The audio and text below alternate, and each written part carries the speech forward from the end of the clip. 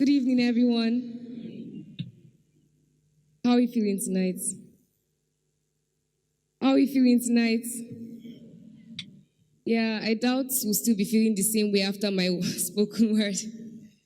Okay, so I wrote this little piece based on some experiences, some things that I've learned, and some things God has taught me.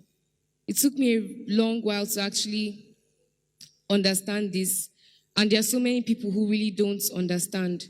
So I plead with you all to please listen to everything I say and try to pick out what God is trying to say to you.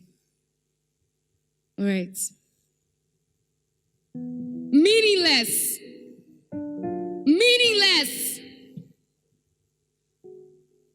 Utterly meaningless. Everything is meaningless. Bitter sentiments, but true. Now, these were the words of the wisest man to ever walk the earth. He had it all: the power, the fame, the influence, and the recognition we strive so hard to attain. He had so much more to his name. He tasted it all, more pleasure than pain, and yet he had the guts to proclaim. It was all a chasing after the wind. Meaningless. Are you trying to figure out who I'm talking about? This piece is called An Ecclesiastes Saga, a chasing after the wind. This looked like a classic case where people who don't chop by the food, they tell people where they hungry, make they no chop, food no sweet. But no, this wasn't just another selfish king, only after his own desire and wanting. This is someone who immersed himself in the search to the answer for the question we've been asking. What really matters in this life? What's really worth doing with our short time here? Everyone's working, striving, compromising, and they think they're thriving, bringing people down to get up and call it surviving, doing anything to stay ahead and feel like they're winning. Open your eyes and see the wind you are chasing. What's really the point of it all? Whether our net worth is short or tall, under the same category we all fall. Insatiable humans, impossible to please at all. The king searched and found that it's never enough. The eye never has enough of seeing, nor the ear its fill of hearing. What is twisted can never be straightened, and what is lacking can never be counted. This life no just balance. Your peers are not your mates, your dreams are not your fates, and your will cannot dictate what's been happening of late. Materialistic things depreciate, so you no longer appreciate the things you tasted and once anticipate. Oh, what a burden God has put on man's plate, because it will never be full at this rate. Tell me, of what use is a man's toil and strain when after all his work and pain, he leaves all he calls gain to a generation that has gone insane, leaving them wealth they cannot sustain because its origin they cannot explain? Tell me, of what use is your degree that you struggle so hard for all to see, in hopes that someone great you would one day be?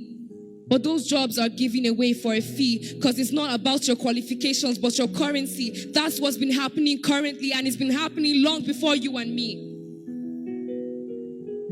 Can you not see that the world has been designed for the good not to be free? Designed in such a way one easily becomes wealthy by being deceitful, cunning, and crafty.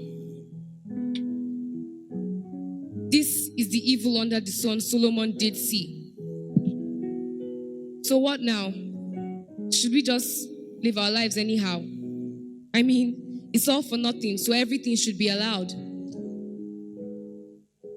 Most definitely not. But this was the very reason the Son of Man fought. An eternal redemption he sought to save us from the devil's wicked plots. The plot to use trials and temptation to keep us from living out man's purpose of creation, which is God's glorification. Yes, nothing more, nothing less. Anything else is meaningless. Solomon also realized that God gives a man wealth and blessing, enables him to keep enjoying, to accept his lot and be happy where he's working. This is a gift of God. And a gift cannot be forcefully taken, nor can it be gotten by complaining. So, Ogbeni, your entitlement is quite annoying. Because God owes no man nothing. But still, this gift he keeps freely giving.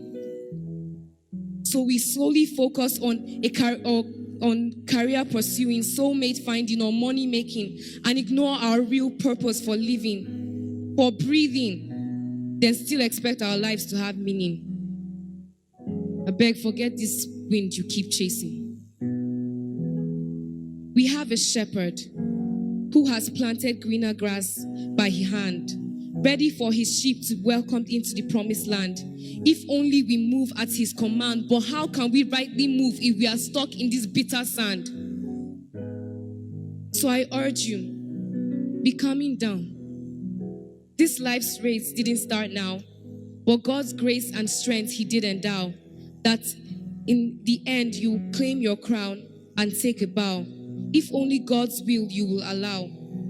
Plus, in due time, God's gifts will be given. So stop obsessing, stressing, worrying, and self-depressing, and start focusing on kingdom expanding and living a life that's God glorifying. Then and only then will your life truly be of meaning. Thank you.